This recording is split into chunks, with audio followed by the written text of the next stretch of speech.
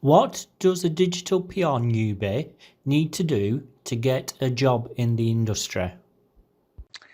I think if they can try and intern, try and get experience in any kind of PR agency, I'd suggest the bigger the agency, the more you'll probably learn quicker, because there's a variety of different teams, usually a variety of different clients and different industries that you can pick up quickly.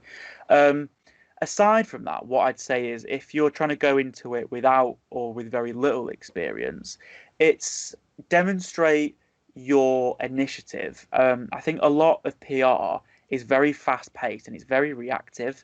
The amount of times you can think of a campaign, you can be spending weeks on it, and something will happen in the news which just totally invalidates everything you've been working on. So you've got to quickly think of a way to sort of save it and pivot it in a different way.